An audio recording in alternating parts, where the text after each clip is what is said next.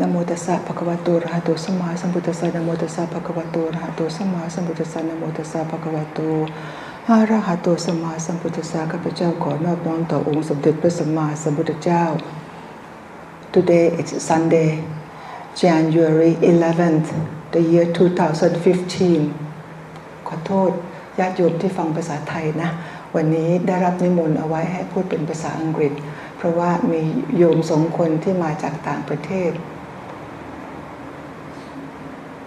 I ask for forgiveness for the Thai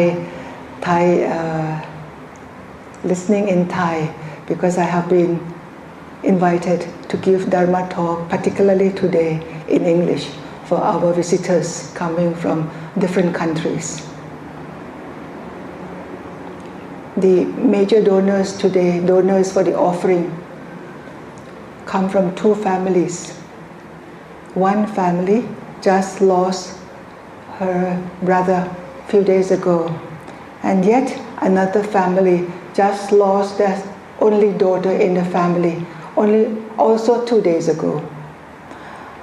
So I think I should address the topic of my Dharma talk today, focusing on departure. This is the girl who just departed. When they discovered that she had the most severe kind of cancer in her brain, she was only 2 years and a half.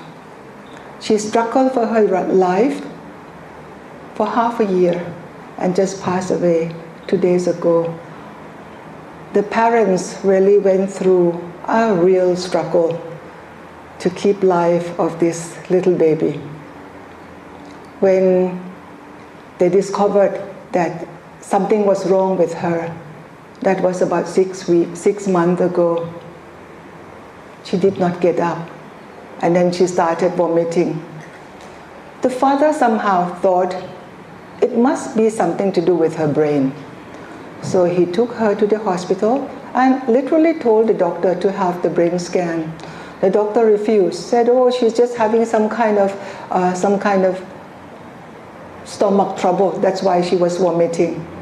Somehow, the father had to change the doctor in order to request for brain scan.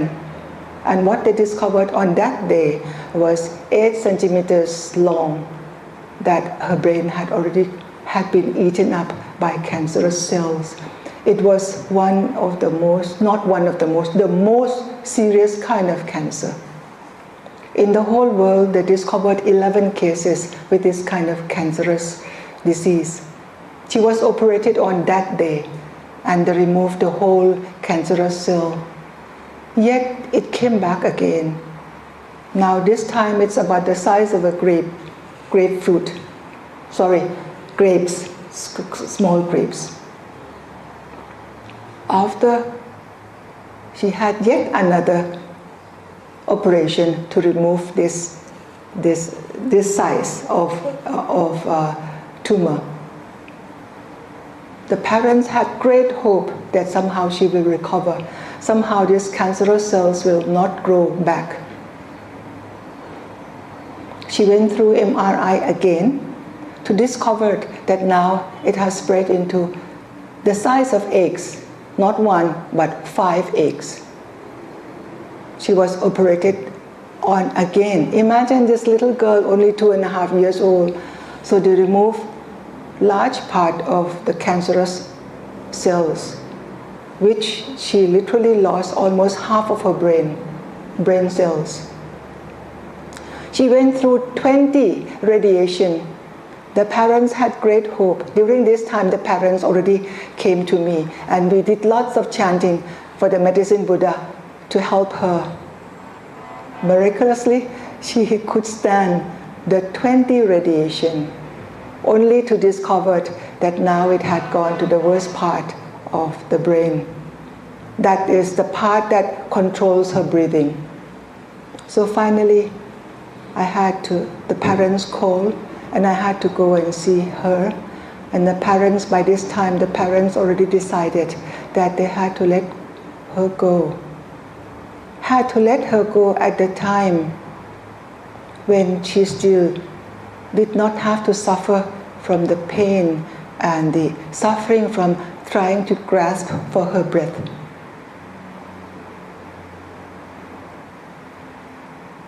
The doctor gave her final injection, and the parents took her home so that she could breathe her last in her own home, so that she could feel connected with her own room. Such love from the parents that expressed through this little girl. Our own members also receive ordination to give her merit, to give her merit. So this kind of departure really brings out the best quality that you could see in human being. Her relatives, close relatives, her aunts, that is the mother's younger sisters, all of them became vegetarian. All of them became vegetarian in order so that they could make some merit to offer to this little girl. So when she actually had to leave, she left with grace. She went in her sleep. Another case, you see them two monks, and you see this is another family of losing the father. Quite sudden. He is already 55 years old. Quite sudden with this blood pressure, high blood pressure that took him almost very sudden, and the family actually was not prepared. But it is also another departure of two souls, literally in the same week. So I think it is appropriate that we focus on this final departure that no one yet has escaped. No one yet has escaped. If we are born, you are born on such and such day, you celebrate your birthday, and we also have to celebrate our death. When we attend the funeral, they always put up a very beautiful picture of us. Suppose if it's my funeral, they put up the best photo that they could find. But the day I was born and the day I passed away. This is practiced in our country, in Thailand. So as soon as we are born, you are born on such and such date. You also put death, but we don't know yet when. Yeah, so we leave that line. So we leave that line for the date of our passing away, final passing away that we could put in on this line. The Buddha on his deathbed.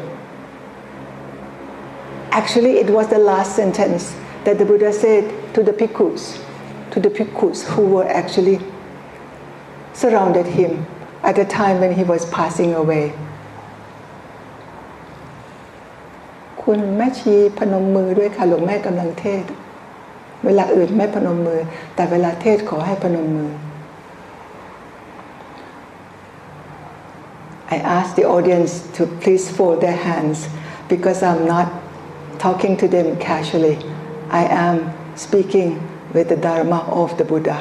การพนมมือเวลาที่หลวงแม่เทศน์เป็นการพนมมือที่แสดงว่าเคารพในคำสอนของพระพุทธเจ้าเพราะว่าหลวงแม่ไม่ได้พูดเล่นๆกับลูกนะ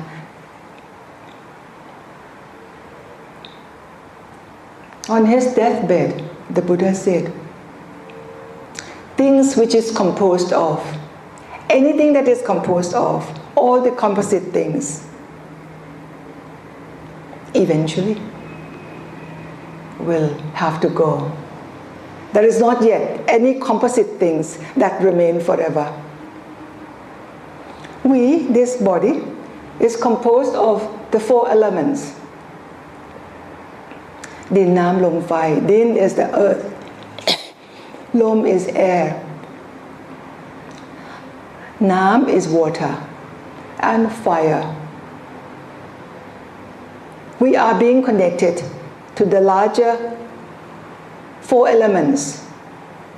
But as long as we live, we borrow. Literally, we borrow these four elements from the universe. As we walk on this earth, we are actually the walking four elements within us. But somehow we forgot that we come from the four elements. We cling on to this I, me, my, mine as though you are completely independent of the four elements which you have borrowed, we have borrowed from the larger universe. And because we are composite, this is a composition of the four elements. So we have our own limitation that we live for certain part of time on this earth. Therefore, we have to be always mindful of this life. Mindful so that this life is meaningful to yourself and to others. How about that? Yes? We lead our life so that we are meaningful to ourselves, and yet we have to be meaningful for things connecting to you, people sitting next to you, the elements around you, the trees giving you oxygen in the daytime, the water that is surrounding us. So when we realize that we are actually interconnected in this way, this is the realization of the Dharma that the Buddha had always been giving us. Isn't that wonderful? Look at the word death. We break down the word death. It consists of 5 letters. D. D stands for, D can stand for many things. But here in this particular time, let it stand for definite. Death is definite for all of us. Death is definite for her and for me. We are of the same age. But it is also definite for others. And look at us, elderly generation, and you would expect that we would go before you. Who said that? Who said that? Even, don't you see a small coffin? Don't you see this little girl? She's hardly 3 years old, already she departed. So this final departure, we don't know. So death is definite for all of us. E. E stands for equality. Death is so beautiful. No matter how rich you are, no matter how poor you are, it brings you down to the same level. That is earth. All of us are equal to die. A is afraid. Afraid because we don't follow the Dharma of the Buddha. We don't realize the true nature of things. That's why we are still afraid. But if we know that I am being composed of the 4 elements, and one day I will go, and that one day could be today. Yes? Your brother never knew, Ajahn Mot, never knew that that is actually his day to go. He didn't know before that, otherwise he could have mentioned to his son, to you, his sister. Yes? So, we have to go one day, and that day could be today. Could be today. So therefore, the practice is immediate, and it's very important that we see it as now. T. T stands for time. We know that it's definite, but we don't know time, when we are going to die. And because we don't know when we are going to die, that is, for that reason only, we have to behave as though we are dying every minute. Every minute that I could pass away now. So what kind of mental state that I am in if I'm passing away now? So therefore the practice is now. The practice is now.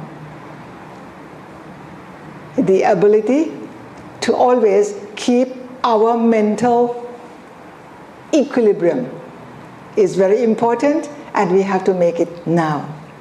H stands for how. We don't know how we are going to die. And we cannot choose. We cannot choose how we are going to die. His Holiness Dalai Lama once said that if you die by accident, you are gone. You are gone already. In that case, the mind, the mental state is neutral. It's better than if you die in hatred. Dying in accident, sometimes people said, oh, if you die in accident, it is pitai hong na. Very, very scary. You could be haunting ghost. But according to the explanation of His Holiness, if you died without knowing that you're going to die, you're gone. It's neutral. The state, the mental state is neutral. It's better than when you die, when you are experiencing full of anger. Full of anger. This is very interesting point that we need to consider.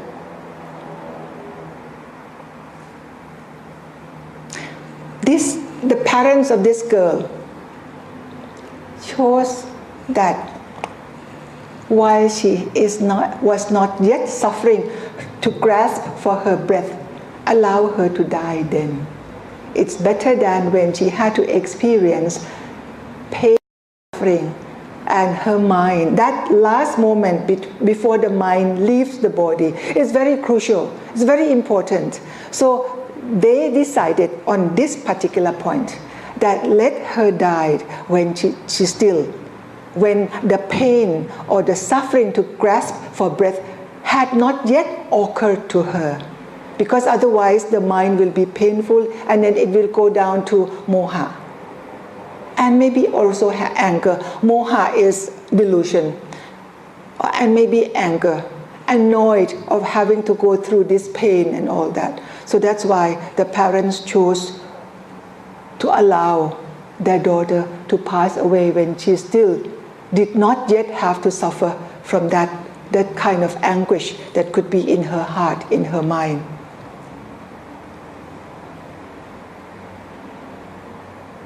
It seems that I talk about death often. It is only natural because I'm very concerned about my own death. About my own death. The preparation for my death. That's why I keep talking quite often. Ajahn Mot, when you come, you will find often I talk about death in different angle. It is simply because I'm preparing. I'm preparing also in my own practice that should I have to go? Should I have to go? I will go peacefully. And I will go according to how I have trained my mind. His Holiness Dalai Lama said that he had been practicing for this last moment. He had been practicing for this last moment. And he thinks he is quite, expert to find a way, to leave the body. But yet, when reality comes, he also is not sure whether he would be going according to what he had already studied, he had already been trained or not. So each one of us, we should not be negligent. We should not be negligent, and we should not be thinking that, only old people, let them think about death. Let them think about preparing for death. Oh, I'm still young, I'm still vibrant. Not so. Not so. Because in the case of two deaths that we are witnessing today, whether it is Kun Opat, who just left very sudden at the age of 55 only, or this Nong Meterin, who left hardly 3 years old. She did not even complete her birthday, her third birthday yet. So let both deaths be a good teacher to us, be a good reminder be a good reminder to each one of us that when we have to face our own death, we go well prepared. Yes. So with all the relatives of Kun Opat and also Nong Metrin, do your best. Allow them to teach you that death could be very abrupt. So all of us need to prepare now, today. Let's behave as though we are living today. Then every day will be your best. Every day will be your best because you believe that this could be my last day. There is no need for you to get angry anymore. There is no need for you to be so hateful to that person anymore because you are living today. So when you live as though this is your last day, you let go of many things, many unnecessary things. So I hope that by listening to this Dharma talk, it allows you to put down many things that is not really important for life. Thank you for listening.